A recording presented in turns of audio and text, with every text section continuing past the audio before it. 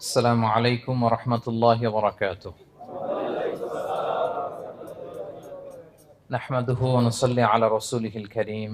أما بعد فأعوذ بالله من الشيطان الرجيم. بسم الله الرحمن الرحيم.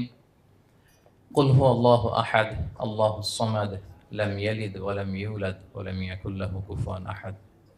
صدق الله العظيم. رب اشرح لي صدري ويسر لي أمري واحلل عقدة من لساني يفقهوا قولي. প্রিয় ভাইরা, আপনারা জানেন যে এই রমাদানে আমরা একটি কোরআন সিরিজ করছি। প্রতিটি প্রোগ্রামে আমরা কোরআনের কোনো না কোনো সূরা থেকে কিছু আলোচনা শুনছি। তারই ধারাবাহিকতায় আজকে আমি সূরাতুল ইখলাস তেলাওয়াত করেছি, ছোট্ট একটা সূরা। এই সূরার সংক্ষিপ্ত তাফসীর আজকে আমরা শুনবার চেষ্টা করব ইনশাআল্লাহ বিইذنিল্লাহ।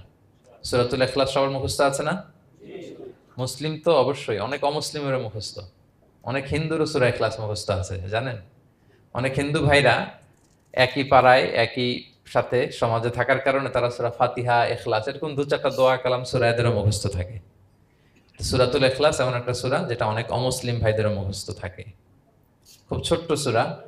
স্রষ্টার পরিচয় যে এত সহজ ভাষায় মাত্র 4টি বাক্যে দিয়ে দেয়া যায়, তার জলজন্ত প্রমাণ হচ্ছে এই সূরাতুল ইখলাস। মাত্র 4টি আয়াত। কয়টি? 4টি আয়াত দিয়ে আল্লাহ তাআলা স্রষ্টার পরিচয় খুবই চমৎকার ভাবে প্রেসাইজলি তিনি তুলে ধরেছেন। কোরআনের অনেক জায়গায় আল্লাহ তাআলা নিজের পরিচয় দিয়েছেন। যেমন সূরা বাকারার 255 নম্বর আয়াতে, মানে আয়াতুল কুরসির মধ্যে আল্লাহ তাআলা নিজের পরিচয় তুলে ধরেছেন। একটি আয়াত, 9টি বাক্য বিশিষ্ট একটি আয়াত, সেখানে আল্লাহ তাআলার পরিচয় খুব চমৎকার ভাবে পাওয়া যায়। আয়াতুল কুরসি, এটা আপনাদের মুখস্থ আছে না? আয়াতুল কুরসি ফরজ সালাতের পরে এটা পড়বেন। আল্লাহর হাবিব সাল্লাল্লাহু আলাইহি ওয়াসাল্লাম ফরজ সালাতের পরে এটা পড়তেন। তিনি বলতেন, মান কারা আয়াতুল কুরসি দুবুরা কুল্লি সালাতিন মাকতুবাতিন লাম ইয়ামনাহু মিন দুখুলিল জান্নাতি ইল্লাল মাউত।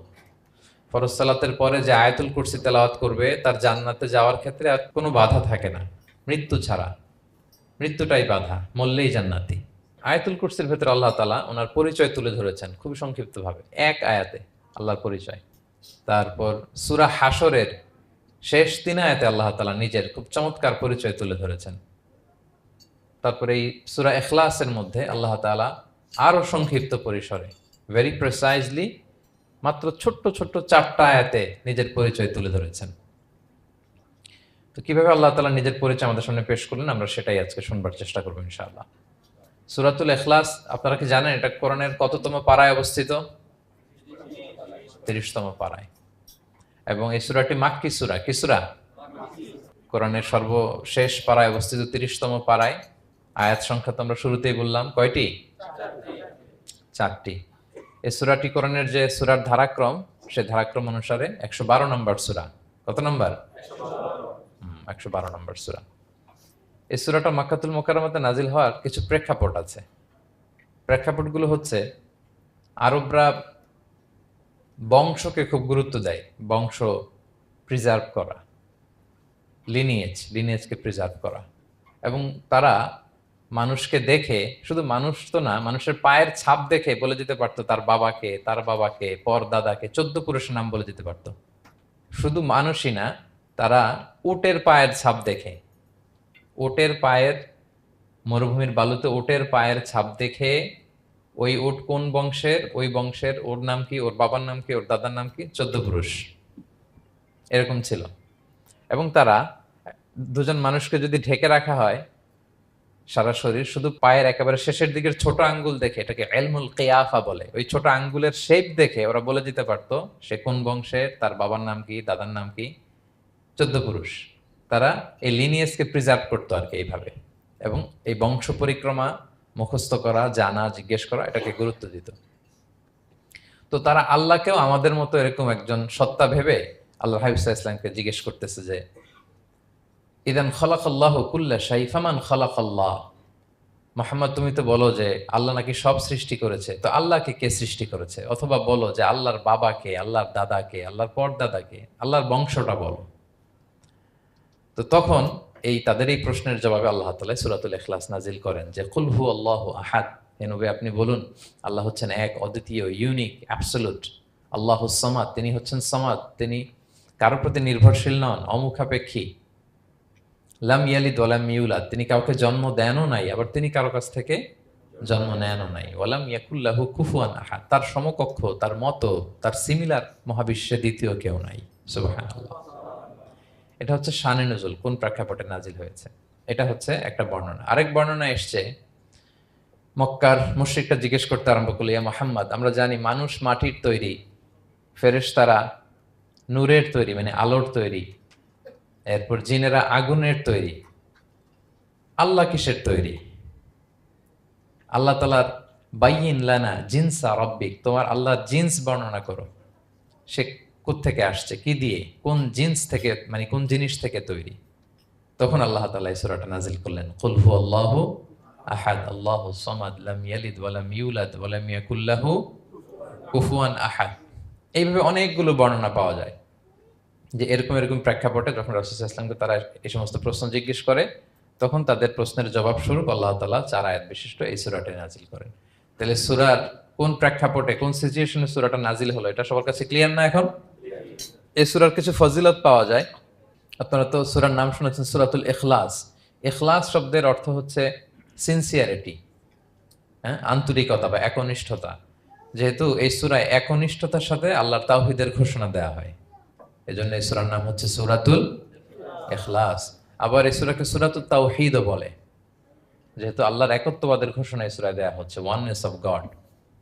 আবার এই সূরার একটা নাম হচ্ছে সূরাতুল মারিফা, যেহেতু এই সূরা মারিফা মানে জানা বা চেনা, যেহেতু এই সূরা পড়ার মধ্য দিয়ে আল্লাহর পরিচয় জানা যায়, আল্লাহকে চেনা যায়, এজন্য সূরার নাম সূরাতুল মারিফা। আচ্ছা, এই সূরার অনেক ফজিলত আছে, অনেক ফজিলত। আমরা কয়েকটা ফজিলত আপনাদের সামনে শেয়ার করবো ইনশাআল্লাহ। এই সূরার 1 নম্বর ফজিলত হচ্ছে রাসূল সাল্লাল্লাহু আলাইহি ওয়াসাল্লাম বিভিন্ন সুন্নত নামাজের দ্বিতীয় রাকাতে এই সূরাটা পড়তেন।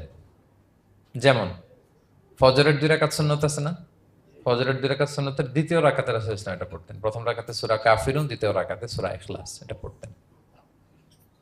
মাগরিবের নামাজের যে সুন্নাত, সেই সুন্নাতেরও দ্বিতীয় রাকাতে আল্লাহর হাবিব সাল্লাল্লাহু আলাইহি ওয়াসাল্লাম এই সূরাটা পড়তেন। তাওয়াফ করার পরে 2 রাকাত নামাজ পড়তে হয়, জানেন?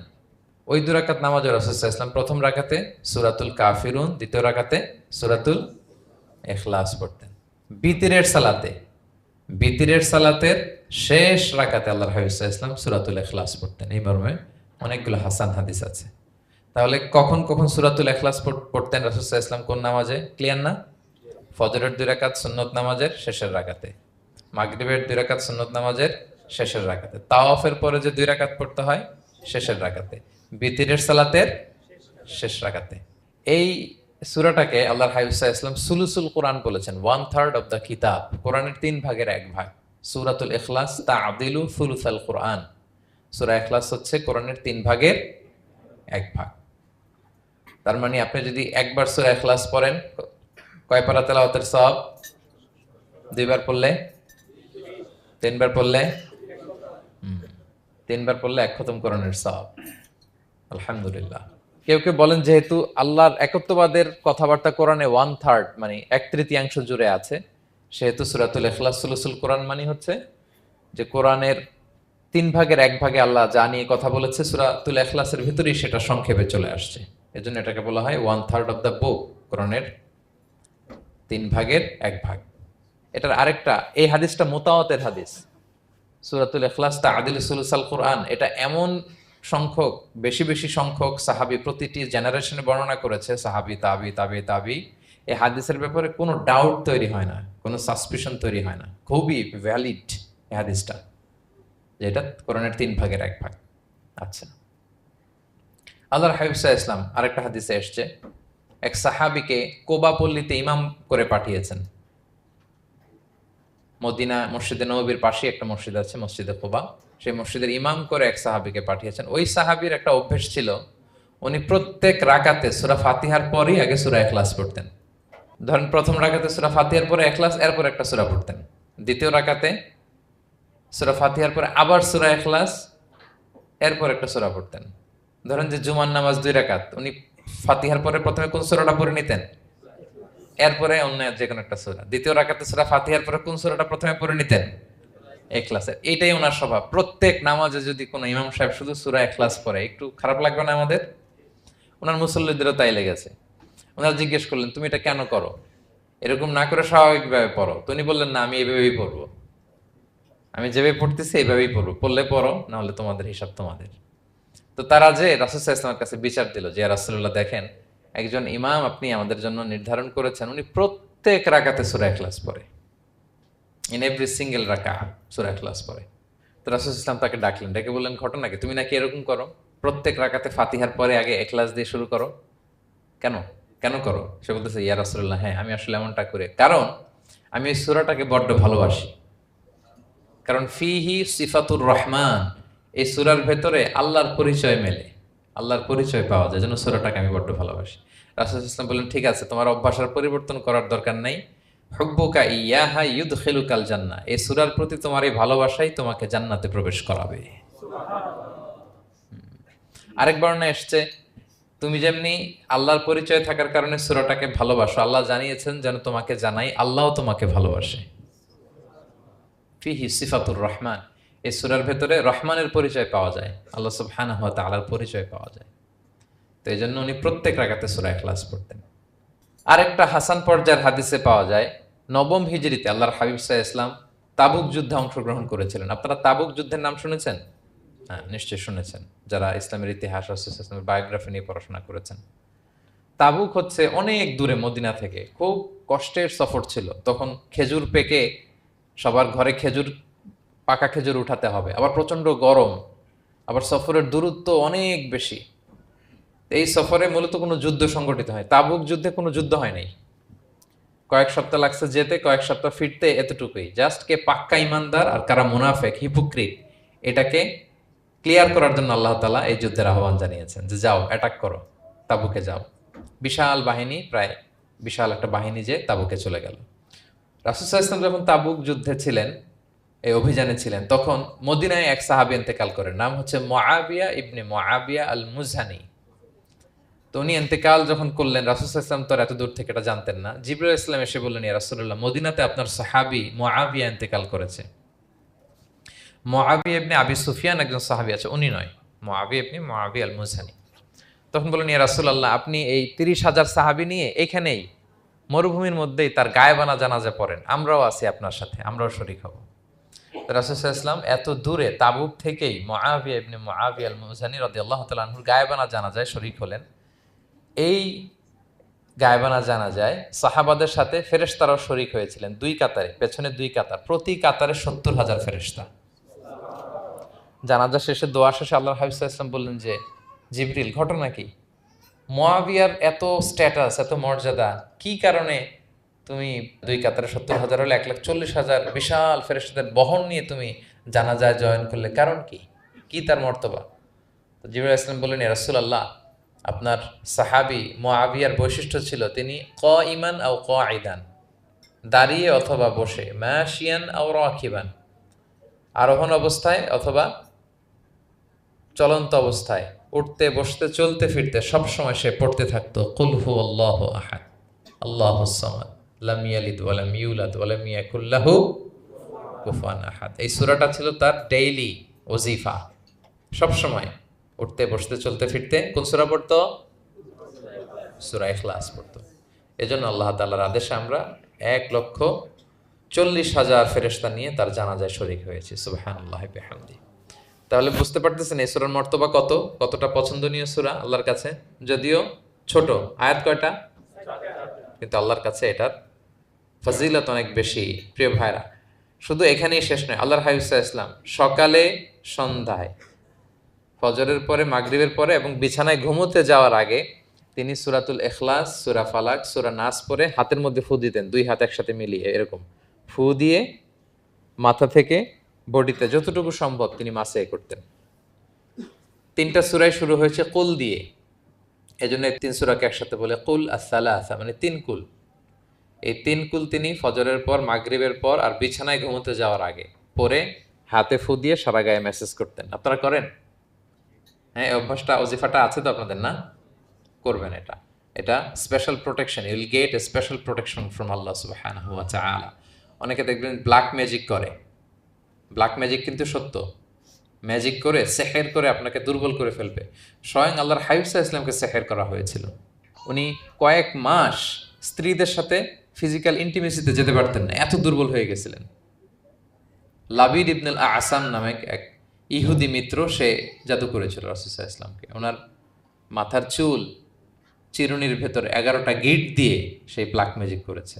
নবী সাল্লাল্লাহু আলাইহি ওয়াসাল্লাম কয়েক মাস অসুস্থ ছিলেন। পরে সূরা ফালাক নাস যখন নাজিল হয় তখন আল্লাহ তাআলা বিষ্ণু ইসলামকে সুস্থ করে দিলেন। সাহাবীদেরকে নিয়ে এক কুয়ার নিচ থেকে, চিরুনি থেকে এই গিটগুলো খুলে খুলে রাসূলুল্লাহ ইসলাম 11টা আয়াত তেলাওয়াত করলেন। রাসূলুল্লাহ ইসলামকে সুস্থ করে দিল কে? আল্লাহ সুবহানাহু ওয়া তাআলা শিফা নসিব করলেন। তার মানে ব্ল্যাক ম্যাজিক সত্য, সেহের করে মানুষ।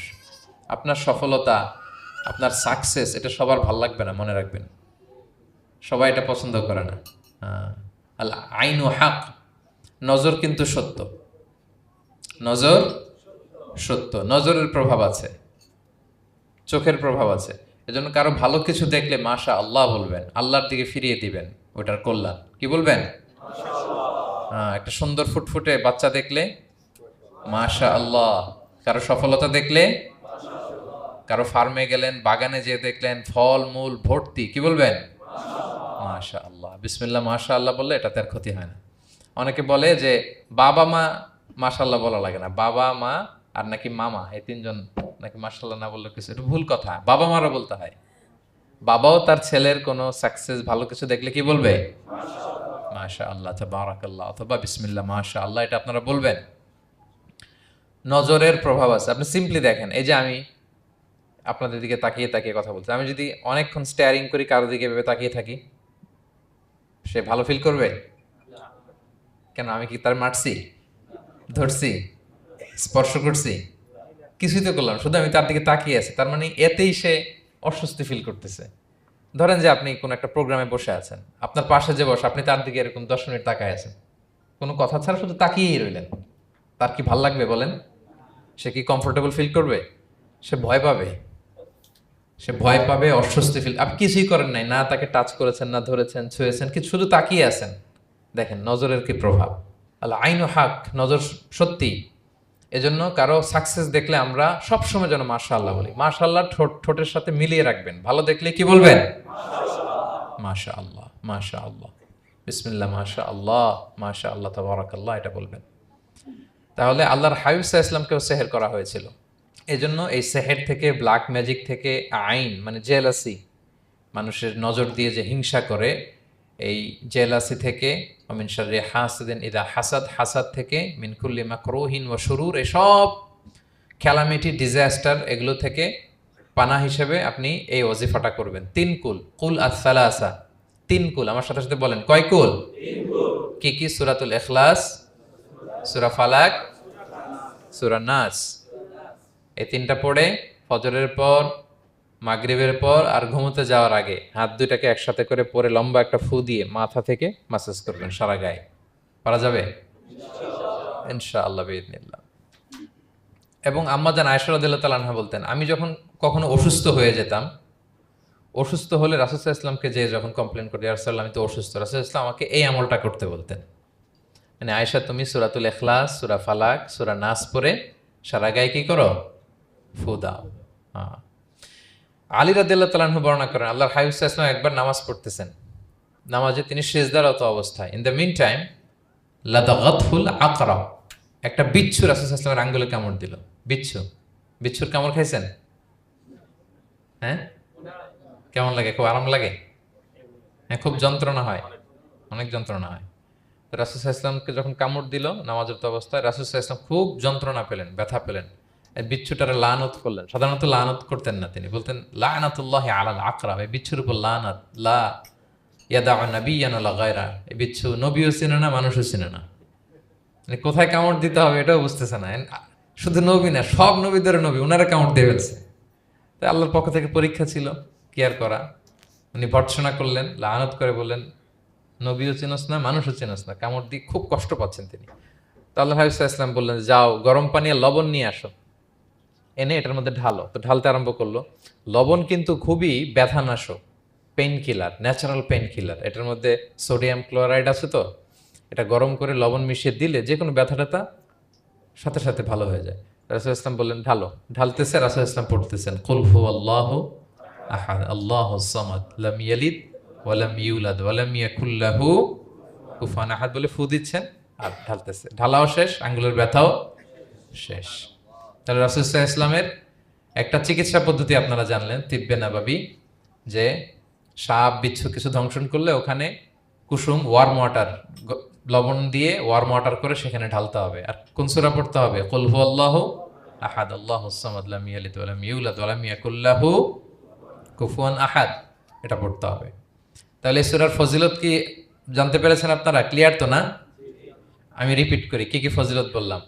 রাসূল সাল্লাল্লাহু আলাইহি ওয়াসাল্লাম ফজরের নামাজের সুন্নাতে, মাগরিবের সুন্নাতে, তাওয়াফের পরের সুন্নাতে, ভিতরের শেষ রাকাতে সূরাতুল ইখলাস পড়তেন। রাসূল সাল্লাল্লাহু আলাইহি ওয়াসাল্লাম সূরাটাকে সুলুসুল কোরআন, 1/3 অফ দ্য কিতাব বলেছেন। কোরআনের কয় ভাগের এক ভাগ? 3 ভাগ।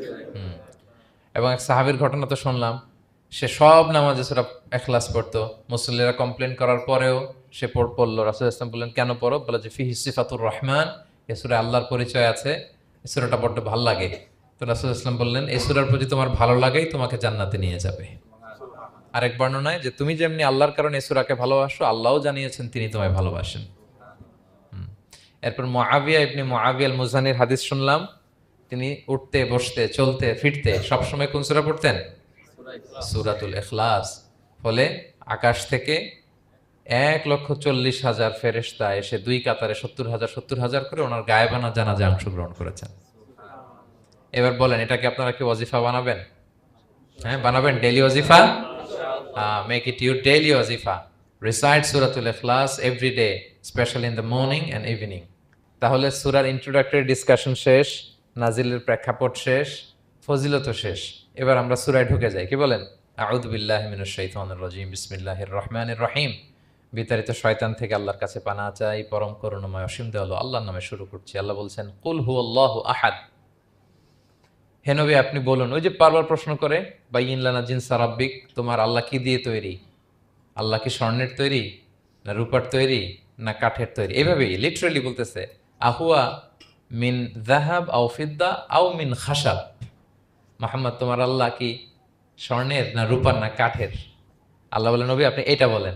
কুল, নবী আপনি বলুন, হুয়াল্লাহু আহাদ, আল্লাহ হচ্ছে এক। তোমরা যেরকম আল্লাহকে ভাবো, আল্লাহ আসলে ওই রকম নয়। আল্লাহর সত্তাটা আমাদের মতো নয়, সৃষ্টিগত সত্তার মতো নয়। আমরা এটাতে প্রায় ভুল করে ফেলি। অনেকে এমন এমন প্রশ্ন করি আল্লাহর সাথে, মনে হয় যেন আল্লাহ আমার একেবারে, আমরা নিজেরা নিজেরা যেরকম ওই রকম। কিন্তু স্রষ্টা যে সৃষ্টি জগতের অনেক ঊর্ধ্বে, এটা আমরা বুঝি না।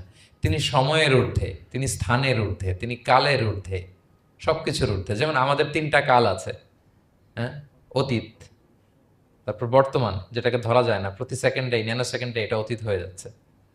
আর যেটা সামনে ঘটবে এটা কি? ফিউচার, ভবিষ্যৎ। তা আল্লাহরও কি এরকম অতীত, বর্তমান, ভবিষ্যৎ আছে? সময়টা আমাদের জন্য, উনি তো সময়ের স্রষ্টা, ওনার সাথে আপনি সময় সেট করতে পারবেন না, উনি সময়ের ঊর্ধ্বে।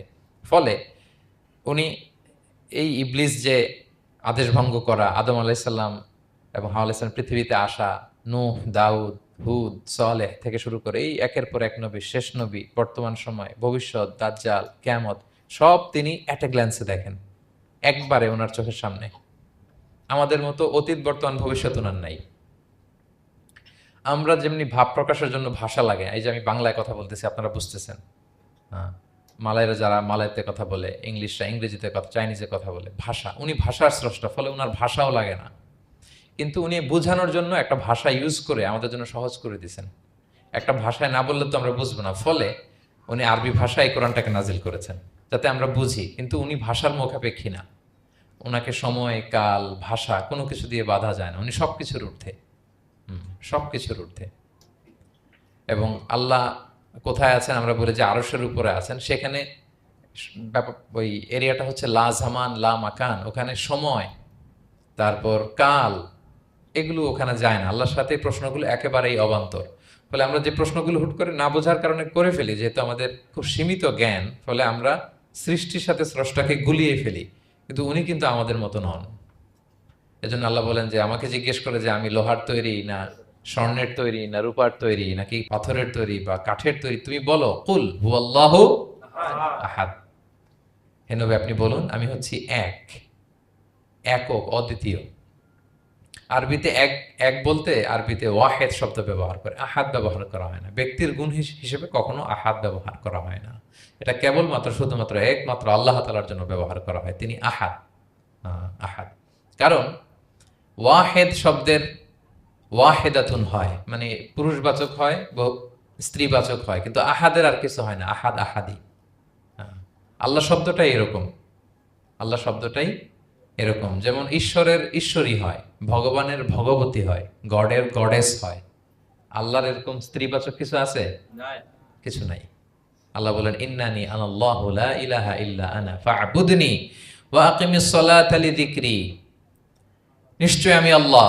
মুসা আলাইহিস সালামকে প্রথম যে প্রত্যাদেশ রেভেলেশন দিয়েছিলেন মুকাদ্দাসে তুয়ার পাশে, তুর পাহাড়ের পাদদেশে, ওখানে প্রথম মুসা আলাইহিস সালাম আল্লাহর সাউন্ড তখন তিনি শুনেছিলেন, এবং আল্লাহর সাউন্ডটাও আমাদের সাউন্ডের মতো নয়। যেমন আমি এদিক থেকে কথা বললে আপনি এই পাশ থেকে শুনবেন, এদিক থেকে কথা বললে এদিক থেকে আমাকে ডাক দিলে এদিকে, তার মানে আমি দিকের সাথে সম্পৃক্ত। আল্লাহর এটা এরকম না। মুসা আলাইহিস সালাম তিনি যখন আল্লাহর কথা শুনলেন, তিনি বললেন যে একটা সাউন্ড শুনলাম, এটা চারদিক থেকে শোনা যায়, চারদিক থেকে শোনা যায়। এবং তিনি ওনার প্রেগনেন্ট স্ত্রীকে নিয়ে মাদিয়ান ক্রস করে ইজিপ্টের বর্ডারে ঢুকবেন। ইন দ্য মিন টাইম আল্লাহ তাআলা ওই সময়টাকে চুজ করেছেন যে তাকে এখন নবী বানাবো, তাকে রেভেলেশন দিব। তো তিনি দেখলেন যে ইন্নী আনাস্তু নারান, আমি ওই যে লাআল্লি আতিকুম মিনহা বিকাবাসিন আও আজিদু আলান নারি হুদা, স্ত্রীকে দাসীকে বললেন যে একটু বসো, প্রচন্ড ঠান্ডা, ওই যে আগুন দেখা যায়, মনে হয় কেউ আগুন পোহাচ্ছে, আমি একটু আগুন নিয়ে আসি মশাল দিয়ে, তোমাদের আরাম লাগবে, একটু ওয়ার্ম আপ হবে। তো আগুনের কাছে যেয়ে দেখে সামনে যত যায় আগুন তত পেছায়, এবং আগুনটা সাধারণ আগুন না, একটা গাছ থেকে আগুন বেরোচ্ছে, কিন্তু ওই গাছের পাতা জ্বলে না, ডাল জ্বলে না, কিছুই হয় না। আসলে এটা আগুন না, এটা আল্লাহর নূর। আল্লাহর নূর সেখানে ফোকাস দেওয়া হয়েছে। এবং আল্লাহর নূরও আমাদের নূরের মতো না। নূর মানে লাইট, নূর মানে কি? লাইট। সো এই যে আমরা যে লাইট দেখি, এই লাইটের মতো না। হ্যাঁ, কারণ আল্লাহর এই নূরের কাবার দেয়া হচ্ছে আবার নূরের পর্দা দিয়ে। পর্দা দেয়া হয় সাধারণত আলোকে আটকানোর জন্য, কিন্তু আল্লাহর যে পর্দা, হেজাবের কথা বলা হয়েছে, ওই পর্দাটাও আলো, আলোর পর্দা। আমাদের সাথে মিলালে হবে? আমরা আমরা ঘরে পর্দা টাঙাই কি কি থামাতে বলেন তো? আলো থামাতে। আর আল্লাহর যে হেজাব পর্দাগুলো কিসের? আলোর, নূরের। সো কশ্চিন কালেও আপনি সৃষ্টির সাথে স্রষ্টাকে মিলাবেন না। আমরা ভুল করে অনেক সময় এরকম অবান্তর প্রশ্নগুলো করি। তো আল্লাহ তখন মুসা আলাইহিস সালামকে প্রত্যাদেশ করলেন যে ইন্নানি আনাল্লাহ লা ইলাহা ইল্লা আনা ফা'বুদনি, আমি আল্লাহ। আমি কি? আল্লাহ। এই আল্লাহ নামটা আল্লাহ নিজেই রেখেছেন। আমাদের নাম রাখে আমাদের বাবা দাদা, আল্লাহর তো বাবা দাদা কেউ নাই। আল্লাহর নাম কে রেখেছে? আল্লাহ নিজেই রেখেছেন। ফা'বুদনি, আমার ইবাদত করো, ওয়া আকিমিস সালাতা লিযিকরি। তাহলে এখানে প্রথম আয়াতেই শিরকের উপর কুঠারাঘাত করা হয়েছে, শিরকি আকীদাকে লন্ডভন্ড করে দেয়া হয়েছে, এবং বোঝানো হয়েছে আল্লাহ হচ্ছেন এক, অদ্বিতীয়, একক। কারণ আমরা যত ইবাদত করি এর মধ্যে যদি শিরকের স্পর্শ থাকে, আমাদের ইবাদত ভ্যানিশ হয়ে যাবে, এটার কোনো দাম নাই। লা ইন আশরাকতা লা ইয়াহবাতান্না আমালুক ওয়া লা তাকুনান্না মিনাল খাসিরিন। আল্লাহ বলেন যদি শিরক করো তাহলে তোমার সব আমল বাতিল হয়ে যাবে, তোমার রোজা, নামাজ, হজ, যাকাত, জিকির কিছু থাকবে না। এজন্য শিরক যাতে কখনো আমাদের না হয়, শিরকের সাথে যেন আমাদের সম্পর্ক না থাকে। ইন্নাল্লাহা লা ইয়াগফিরু আন ইউশরাকা বিহি ওয়া ইয়াগফিরু মা দুনা যালিকা লিমান ইয়াশা। আল্লাহ সব মাফ করেন, কিন্তু শিরকের গুনাহ মাফ করেন না। কি মাফ করে না? হ্যাঁ, এজন্য শিরকের সাথে আমাদের কোনো সম্পর্ক নাই। দেখেন আমরা যখন নামাজে দাঁড়াই, আমরা তাকবীরে তাহরিমে বাঁধার পরে কি পড়ি? ওয়াজ্জাহতু ওয়াজহিয়া লিল্লাযী ফাতারাস সামাওয়াতি ওয়াল আরদা হানিফা ওয়া মা আনা মিনাল মুশরিকিন। দেখেন নামাজে দাঁড়ালে আগে ক্লিয়ার করে নিতে হয় যে আল্লাহ ওয়া মা আনা মিনাল। এই যে লক্ষ লক্ষ হাজী সাহেবরা যায় ইজহার রিদা পড়ে, ওখানে কি পড়ে? লাব্বাইক আল্লাহুম্মা লাব্বাইক লাব্বাইক লা শারীকা লাক। আগে হিসাব ক্লিয়ার যে আল্লাহ শিরকের সাথে ছিটেফোঁটা সম্পর্ক আমাদের নাই। হ্যাঁ, আমরা একনিষ্ঠভাবে তোমার ইবাদত করি। তাহলে সূরাতুল ইখলাস বেসিক্যালি তাওহীদের একনিষ্ঠ ঘোষণার নাম, যেটার প্রথম আয়াত আল্লাহ তাআলা নবীকে বললেন যে হে নবী আপনি আমার পরিচয় দিয়ে দেন, আপনি বলুন কুল হুয়াল্লাহু আহাদ, আমি এক, একক, অদ্বিতীয়। কুল হুয়াল্লাহ, নবী আপনি বলুন তিনি হচ্ছেন আল্লাহ এবং তিনি হচ্ছেন আহাদ। আল্লাহ নামটার অনেকভাবে কোরআনে পরিচয় দিয়েছেন। আল্লাহ আলিফ লাম, লাম আলিফ ছাড়া, লিল্লাহ দিয়ে, লাম ছাড়া, লাহু দিয়ে, আপনি যেভাবেই বলবেন সেভাবে আল্লাহর পরিচয় পাওয়া যায়। লিল্লাহি মা ফিস সামাওয়াতি ওয়া মা ফিল আরদ, কোরআনের অনেক আয়াতে এসেছে। লাম বাদ দিয়ে দিলে লাহুল মুলকু ওয়া লাহুল হামদু ওয়া হুয়া আলা কুল্লি শাইইন কাদির। লাম বাদ দিয়ে দিলে হা দিয়ে আল্লাহর পরিচয় দিয়েছেন, হুয়া দিয়ে পরিচয় দিয়েছেন, হুয়াল্লাহুল্লাযী লা ইলাহা ইল্লা হু। তাহলে যেভাবে আপনি পরিচয় খুঁজতে যাবেন সেখানে আল্লাহর পরিচয় পাওয়া যাবে। আল্লাহ তাআলা বলছেন হুয়াল আউয়ালু ওয়াল আখিরু ওয়াল যাহিরু ওয়াল বাতিন ওয়া হুয়া বিকুল্লি শাইইন আলিম। তিনি প্রথম, তিনি শেষ, তিনি প্রকাশ্য, তিনি গোপন। তিনি প্রথম মানে কি? তিনি সূচনাহীন অতীত থেকে আছেন। দেখেন আমাদের সাথে মিলে না। আমাদের অতীতের একটা সূচনা থাকে, কি বলেন, আমার জন্মের একটা স্টার্টিং পয়েন্ট আছে না, যে এখান থেকে আমার অস্তিত্ব শুরু, এত সালে আমি, এত সালে আপনি। তার মানে আমাদের একটা স্টার্টিং আছে তো নাকি? আল্লাহ স্টার্টিং কবে থেকে বলেন? কবে থেকে, যে এই সময় থেকে উনি আল্লাহ বলেন? Nobody knows. কারণ হুয়াল আউয়াল, এই আউয়াল মানে এমন শুরু, সূচনাহীন শুরু, এমন শুরু যেটার কোনো কি নাই, সূচনা নাই। আবার সীমাহীন ভবিষ্যৎ পর্যন্ত তিনি থাকবেন। কতদিন তার রাজত্ব, ক্ষমতা, সভরেন্টি, পাওয়ার থাকবে? কতদিন বলেন? সীমাহীন, এটার কোনো শেষ নাই। হুয়াল আউয়াল ওয়াল আখির ওয়াল যাহির ওয়াল বাতিন। এবং সব কিছু ধ্বংস হবে তিনি ছাড়া। কুল্লু মান আলাইহা ফান ওয়া ইয়াবকা ওয়াজহু রাব্বিকা যুল জালালি ওয়াল ইকরাম। সব শেষ হবে, উনি অবিনশ্বর, শাশ্বত, চিরঞ্জীব। তাই বলে উনি আমাদের থেকে দূরে নন, খুব কাছে। আমরা ডাকলেই তিনি ডাকে সাড়া দেন। আমাদের সবকিছু তিনি দেখেন, অবজার্ভ করেন, মনিটর করেন। ওয়া নাহনু আকরাবু ইলাইহি মিন হাবলিল ওয়ারিদ। আমাদের এখানে একটা রগ থাকে, এই রগেরও কাছে, তার মানে খুব কাছে, খুব কাছে। আমরা তাকে না দেখলেও তিনি আমাদের দেখেন। লা তুদরিকুহুল আবসারু ওয়া হুয়া ইউদরিকুল আবসারা ওয়া হুয়াল লাতীফুল খবীর। কোনো চোখ তাকে দেখে না, কোনো দৃষ্টি তাকে আয়ত্ত করতে পারে না, কিন্তু সকল দৃষ্টিকে তিনি আয়ত্তে রাখেন। সুবহানাল্লাহ। এভাবে আল্লাহ তাআলা খুব প্রিসাইজলি 4টা আয়াত দিয়ে নিজের পরিচয় দিয়েছেন। কুল হু আল্লাহু আহাদ। হে নবী আপনি বলুন তিনি আল্লাহ, তিনি অদ্বিতীয়। বাংলারও অনেক সীমাবদ্ধতার ফলে আমাকে এক, একক এগুলো ইউজ করা লাগতেছে, কিন্তু আল্লাহর আহাদ বোঝাতে যে এক, একক, এটা যথেষ্ট না। এটা আমার লিমিটেশন, আমাদের লিমিটেশন, ভাষার লিমিটেশন। কিছু দিয়ে তো আমার অডিয়েন্সকে বা আমাদের বুঝতে হবে দ্য এসেন্স অফ গড। এজন্য আমরা বলি এক, একক, অদ্বিতীয়। অদ্বিতীয়টা খুব অনেকটাই পারফেক্ট। তাহলে তিনি হচ্ছেন আহাদ, এবং এই আহাদের লেসন দেওয়ার জন্য সব নবীরা এসেছে। সব নবীরা একই কথা বলেছেন, আদম আলাইহিস সালাম থেকে শুরু করে বিষ্ণু ইসা ইসলাম পর্যন্ত একই কথা বলেছেন, যে ইয়া কওমি ইবুদুল্লাহ মা লাকুম মিন ইলাহিন গায়রু আফালা তাআকিলুন। হে আমার জনপদের লোকেরা, কি হলো তোমরা এত কিছুর ইবাদত করো, দাসত্ব করো, তোমরা ইবাদত করবে এক সত্তার, তিনি কে? মা লাকুম মিন ইলাহিন গায়রু, তিনি ছাড়া কোনো ইলাহ তোমাদের নেই। তাহলে এই যে ওয়াননেস অফ গড, স্রষ্টা যে একজন, এই কনসেপ্টটাকে ক্লিয়ার করবার জন্যই এত এত নবীরা পৃথিবীতে হাজির হয়েছেন। তাহলে আল্লাহর চমৎকার একটা নাম জানলাম আমরা, আহাদ। কি নাম? মজার ব্যাপার হচ্ছে এই নাম কোরআনে আর কোথাও নাই। আহাদুন শব্দ যেটা আছে এটা অন্য অর্থে, এক, এক অর্থে আর কি। কিন্তু আল্লাহর আহাদ কোরআনের শুধু এই সূরাতেই এসেছে। আল্লাহর আহাদ নামটা শুধু এই সূরাতেই এসেছে। আহাদ, আহাদ। আপনারা বেলাল রাদিয়াল্লাহু তাআলা আনহুর ঘটনা জানেন, যে উমাইয়াত ইবনে খালাফ খুব পাষণ্ড মাওলা ছিল ওনার, মনিব। এমন কোনো অত্যাচার নাই যে ঈমান আনার কারণে বেলাল রাদিয়াল্লাহু তাআলা আনহুর উপর করা হয় নাই। পিটানো, চাবুক মারা, টানা হেচড়া করা, উত্তপ্ত মরুভূমিতে। যারা হজ ওমরা করতে গিয়েছেন তারা তো দেখেছেন মরুভূমির বালু, ওখানে কত গরম, চাল ছেড়ে দিলে মুড়ি হয়ে যাবে, খই হয়ে যাবে। ওই উত্তপ্ত গরম বালুতে বেলাল রাদিয়াল্লাহু তাআলা আনহুকে শুইয়ে পেটের উপরে পাথর রেখে দেওয়া হয়েছিল। তখন তিনি আল্লাহর একত্ববাদের ঘোষণা এই শব্দটা দিয়ে করেছেন। অস্ফুট কণ্ঠে উনি বারবার বলছিলেন আহাদ, আহাদ, আহাদুন, আহাদ। তো আল্লাহ তাআলার এই নামটা, আহাদ নামটা, এই সূরা ছাড়া কোরআনের অন্য কোথাও আসেনি। তাহলে প্রথম আয়াতটা কি? কুল হু আল্লাহু।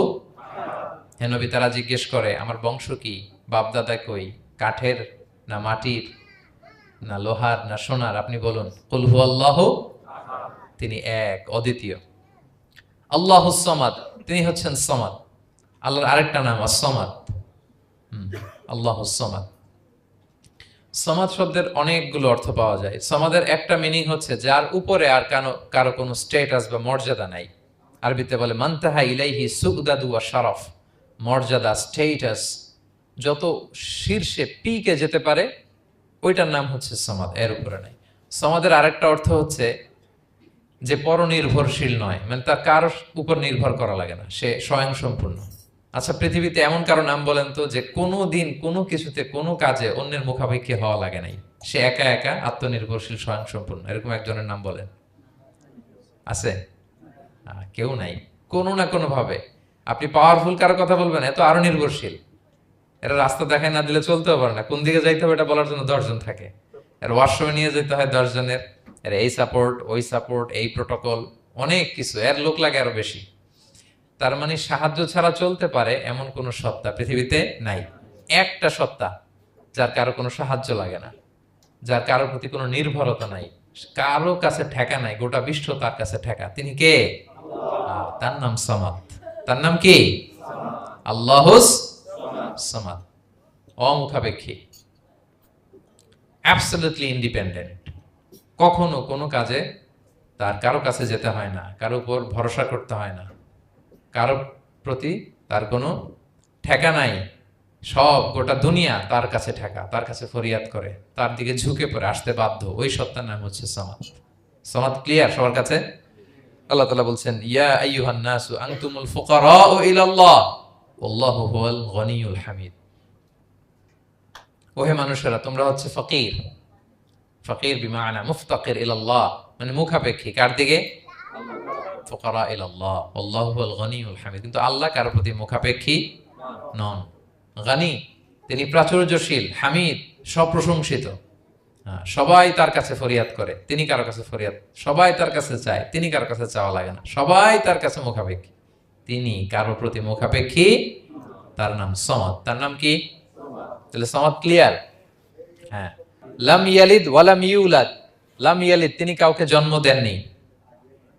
ওয়ালাম ইউলাদ, তিনি নিজেও জন্ম নেন নাই। সুবহানাল্লাহ। দেখেন কত সহজে পরিচয়। তিনি কাউরে জন্ম দেনও নাই, জন্ম নেনও নাই।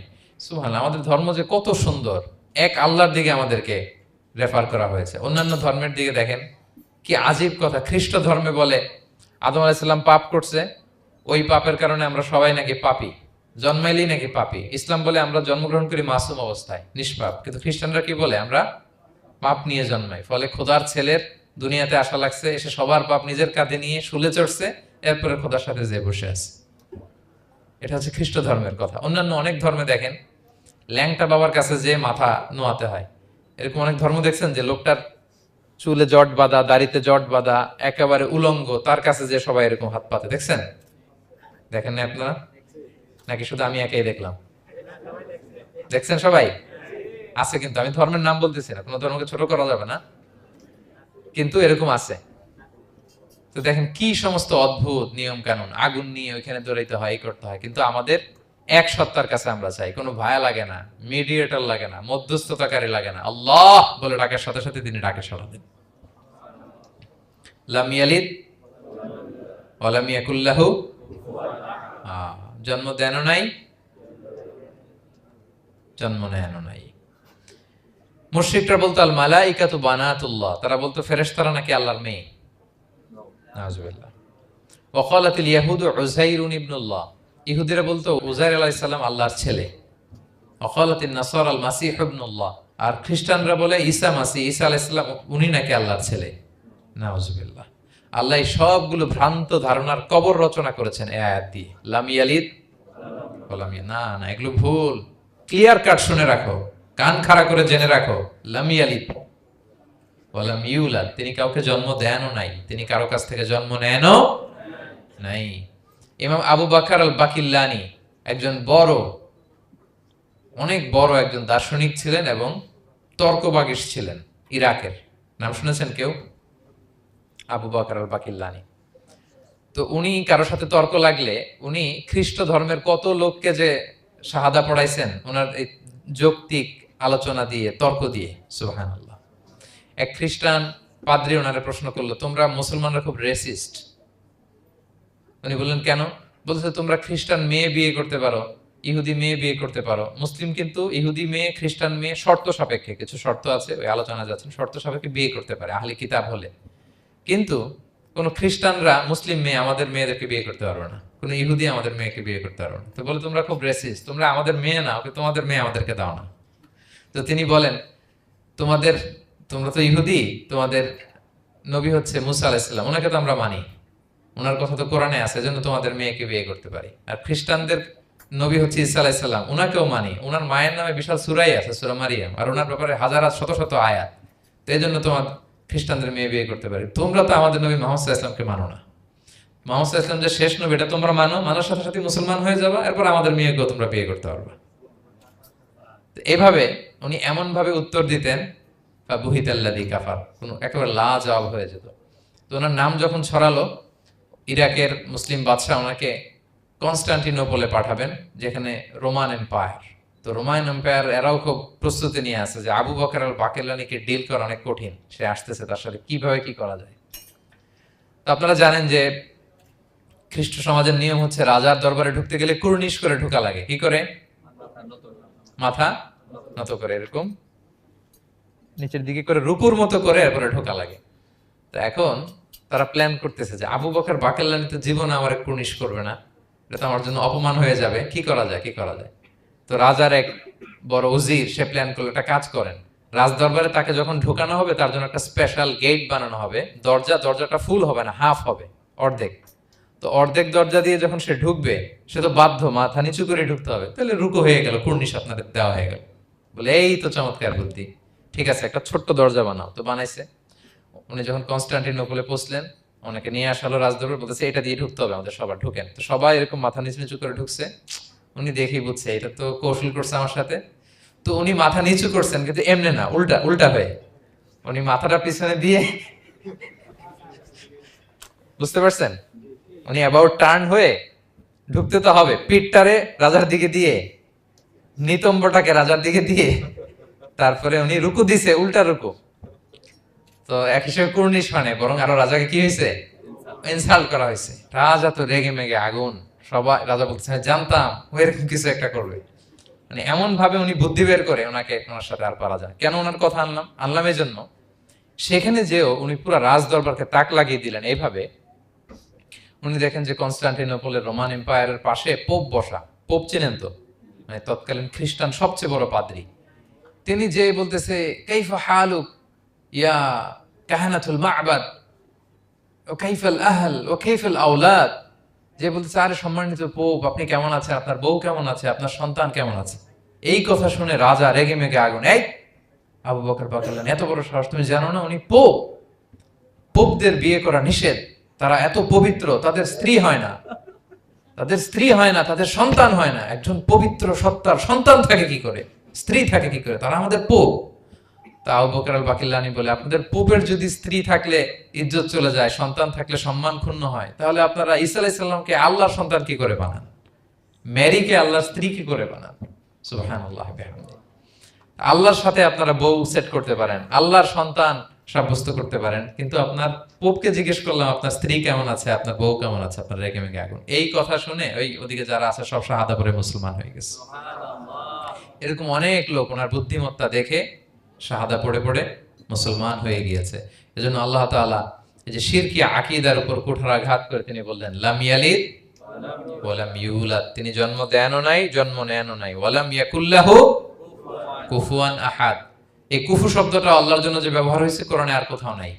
এক হচ্ছে আহাদ, আর এই কুফু আর কোথাও নাই। আল্লাহ বলেন ওয়ালাম ইয়াকুল্লাহু কুফুয়ান আহাদ, তার সমকক্ষ কেউ নাই।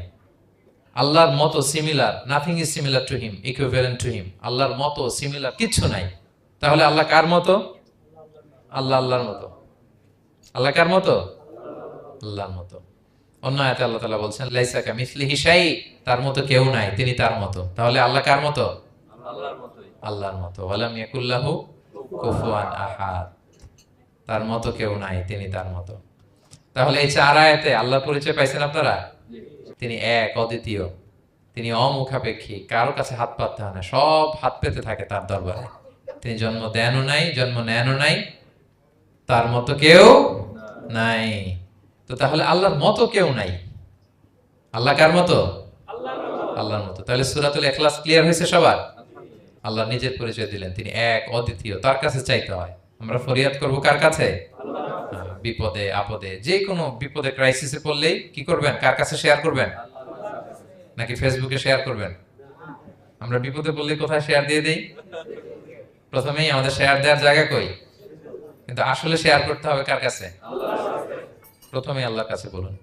তিনি আপনাকে বিপদ মুক্ত করতে পারেন, তিনি আপনাকে শান্ত করতে পারেন, আপনার অস্থিরতা দূর করতে পারেন, তিনি কেবল আপনাকে সফলতা দিতে পারেন, আর কেউ পারে না। এজন্য ফরিয়াদের হাত যেন আমরা তার দরবারে উঠাই। আল্লাহ তাআলা আমাদের সবাইকে কথাগুলো বোঝার, আমল করার তৌফিক দান করুক। হাদা মা ইনদি ওয়াল ইলমু ইনদাল্লাহি আলাইহি তাওয়াক্কালতু ওয়া ইলাইহি উনীব।